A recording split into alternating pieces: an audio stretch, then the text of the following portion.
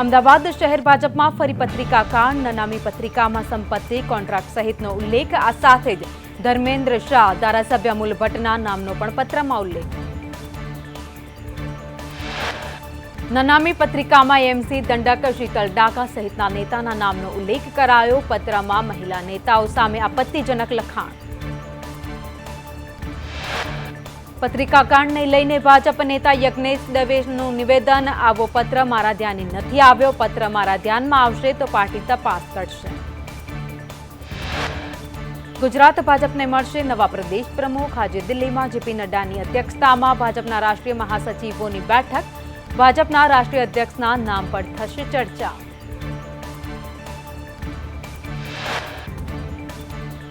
વાવ વિધાનસભા બેઠકને લઈને પેટા ચૂંટણી જાહેર થઈ શકે છે. ગેનીબેન ઠાકોર સાંસદ બનતા વાવ બેઠક ખાલી. આજે બપોરે કેન્દ્રીય ચૂંટણી પંચની પત્રકાર પરિષદ. આજે જમ્મુ કાશ્મીર વિધાનસભા ચૂંટણીની થશે જાહેરાત.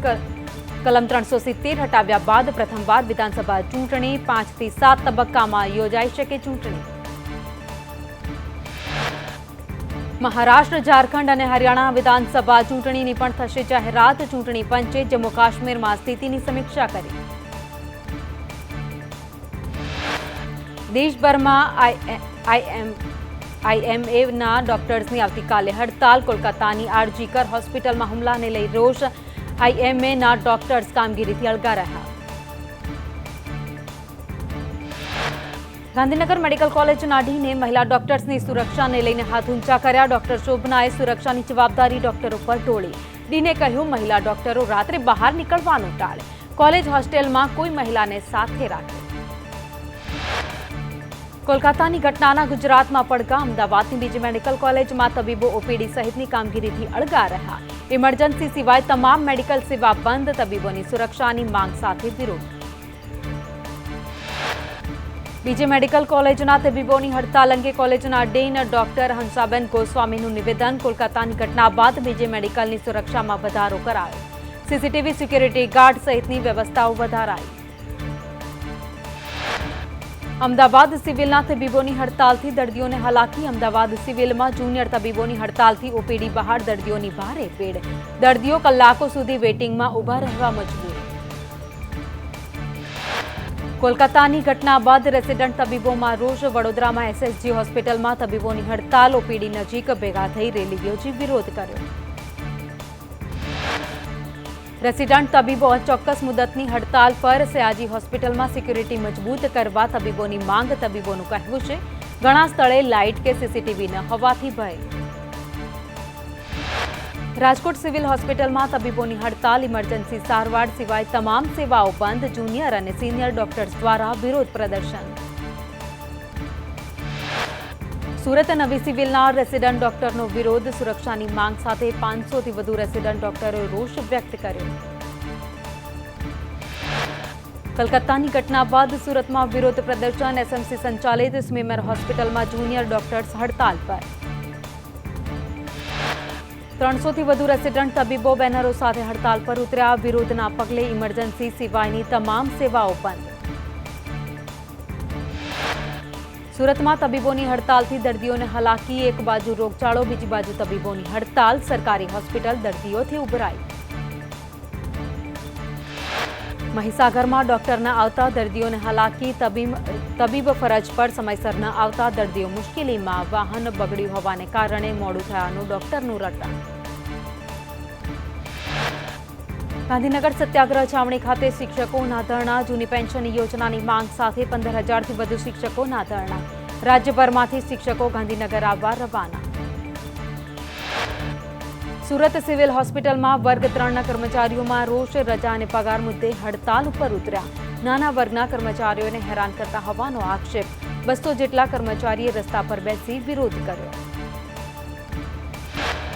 જૂનાગઢમાં ગુજસી ટોકના આરોપી સામે પોલીસની કડક કાર્યવાહી. રાજુ સોલંકીના ભાઈ જયેશ સોલંકી પાસેથી પ્રોમિસરી નોટ, વેચાણ દસ્તાવેજ અને કોરા ચેક મળી આવ્યા છે. વડોદરાની એમએસ યુનિવર્સિટીમાં ધોરણ 12ના રિપીટર્સ માટે પોર્ટલ ન ખુલતા મુશ્કેલી. એનએસયુઆઈની આગેવાનીમાં વિદ્યાર્થીઓએ પ્લેકાર્ડ સાથે નારાજગી દર્શાવી. ટાવર ક્રેનના ઉપયોગ માટે સેફટી સર્ટિફિકેટ લેવું ફરજિયાત. લોકોની સલામતીની જવાબદારી સંચાલક માલિક ડેવલપર્સની રહેશે. એરક્રાફ્ટ વોર્નિંગ લાઇટ લગાવવાની રહેશે. જામનગરમાં મેળો યોજવા માટે એસબીસી રિપોર્ટ કરાયો. રાજ્યમાં એસબીસી રિપોર્ટ મેળવવાનો પ્રથમ કિસ્સો. રાઇડ લગાવવા સોઇલ બેરિંગ કેપેસિટી રિપોર્ટ જરૂરી છે. 20 ફૂટ ઊંડો બોર કરી માટીના સેમ્પલ લેવાયા. વડોદરામાં ગણેશજીના આગમનની યાત્રા અંગે આજે નિર્ણય. વડોદરાના ગણેશ મંડળો અને પોલીસ વિભાગની ગણેશજીના આગમન સવારી અંગે મીટિંગ.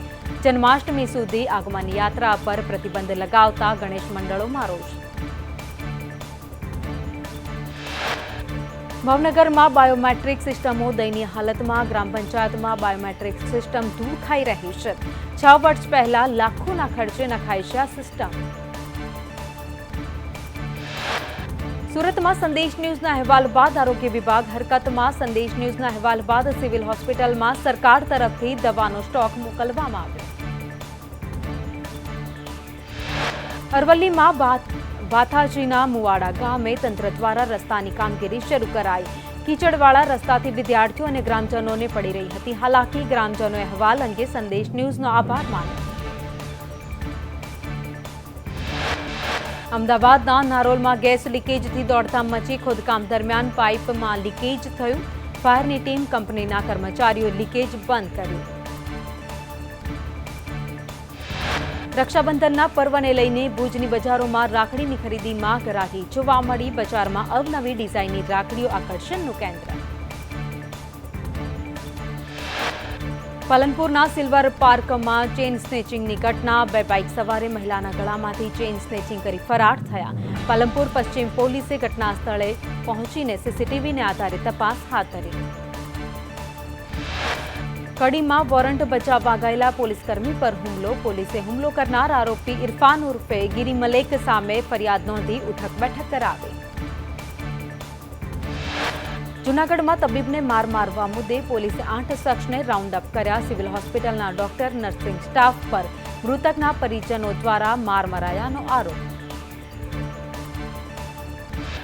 ભુજના સ્મૃતિવન પાસે ટેન્કર ચાલક બેકાબૂ બનતા અકસ્માત. ટેન્કર ચાલકે 4 ટુ વ્હીલર 2 કેબિનોને અડફેટે લીધા. અકસ્માતમાં ટેન્કર નાળામાં ખાબકતા ટેન્કર ચાલક ઇજાગ્રસ્ત. સુરતમાં બારડોલીના ઉમરાખ ગામે પ્રેમલગ્નમાં અપહરણ. યુવતીના પરિજને યુવકના પિતા અને બહેનનું અપહરણ કર્યું. પોલીસે બંનેને છોડાવી 4 અપહરણકર્તાઓની ધરપકડ કરી.